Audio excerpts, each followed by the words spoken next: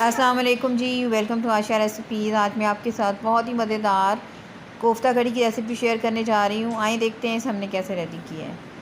यहाँ पे जी मैंने ले लिए 1 कप ऑयल। कोई कढ़ाई ले लें, पैन ले लें। और 1 सैंडविच स्टिक ली थी, 1 टीस्पून मैंने लिया था जी ज़ीरा साबुत, 2-3 लौंग और 3-4 मैंने काली मिर्चें ली थी। थोड़ा मैंने इनका अरोमा जो है वो आने दिया है ऑयल में, तो थोड़ी सी इनको कड़कड़ाएँ बीच में। और उसके बाद हम डाल देंगे जी प्याज। 2 मैंने अनियन लिए थे और इनको मैंने ग्राइंड कर लिया हुआ है। आप चाहें तो चॉप करके भी डाल सकते हैं, लेकिन इस तरह से है ज़रा ज़्यादा अच्छी ग्रेवी बनती है, आसानी हो जाती है। प्याज को थोड़ा फ्राई करें अच्छी तरह से, इसका कलर जो है वो थोड़ा सा बादामी सा हो जाएगा, तो फिर हम बाकी चीज़ें डालेंगे।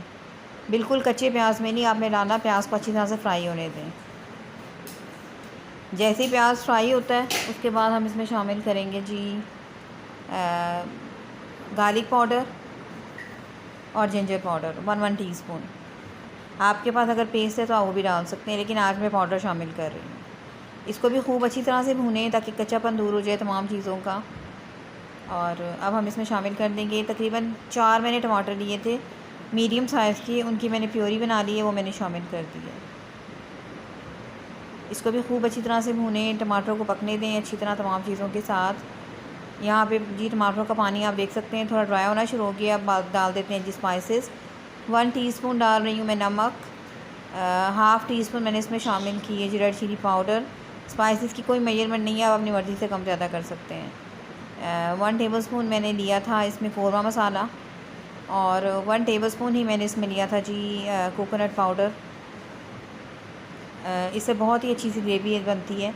1 टीस्पून मैं इसमें शामिल कर रही हूँ ग्रीन चिलीज़ का पेस्ट। कोकोनट पाउडर जो है वो जिसको नारियल का बुरादा भी कहते हैं हम, वो डालेंगे हम इसमें। तो ये नारियल आपने पीस कर ही डालना है, इसको आप साबुत नहीं डाल सकते हैं। तमाम चीज़ों को भूने अच्छी तरह से 2-3 मिनट, और आप शामिल कर देंगे आधी प्याली तकरीबन मैंने दही ली है। दही ठीक और मीठा लें तो ज़्यादा बेहतर है, खट्टा और पुराना दही मत लें। मिक्स करें, तमाम चीज़ों को पकने दें अच्छी तरह से। आप देख सकते हैं काफ़ी हद तक जो है हमारी मसाला जो है वो रेडी हो गया है। ऑयल भी आना शुरू हो गया है और पानी भी काफ़ी हद तक कम हो गया है। अब इसमें मैं इन पे डाल रही हूँ जी गरम मसाला पाउडर 1 टीस्पून, और हाफ़ टीस्पून मैंने इसमें ज़ीरा पाउडर भी डाला था। तमाम चीज़ों को अच्छी तरह से मिक्स कर लें। मसाला हमारा भुन गया है। अब हम इसमें शामिल कर देंगे जी कोफ्ते।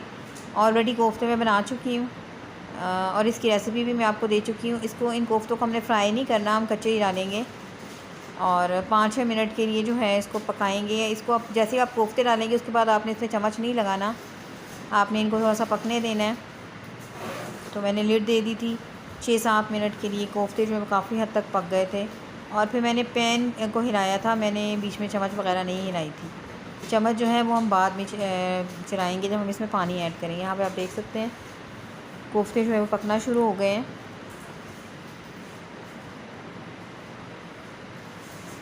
और तकरीबन आधा ग्लास मैंने पानी डाला था इसमें, और कोफ्ते हमारे तकरीबन रेडी हैं। अब इसमें डाल दीजिए धनिया, हरी मिर्चें हस्बे पसंद, जितनी आपको ज़रूरत है या जितनी आप पसंद करते हैं। 5 मिनट के लिए मैंने और इसको दम पे रखा था। बहुत ही मज़ेदार सी कोफ्ता कड़ी जो है वो हमारी रेडी हो गई थी। ऑयल भी अच्छी तरह से ऊपर आ गया है, और बस 5 मिनट के लिए मैंने इसको दम किया था। यहाँ पे कोफ्ता कड़ी जो हमारी बिल्कुल रेडी है।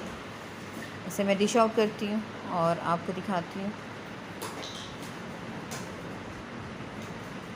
उम्मीद करती हूँ मेरी आज की ये बहुत ही मज़ेदार सी कोफ्ता कड़ी की रेसिपी आपको पसंद आएगी। अगर आपको मेरी रेसिपीज़ पसंद आ रही हैं तो मेरे चैनल आयशा रेसिपीज़ को सब्सक्राइब कीजिए, लाइक कीजिए, शेयर कीजिए। नेक्स्ट रेसिपी तक के लिए अल्लाह।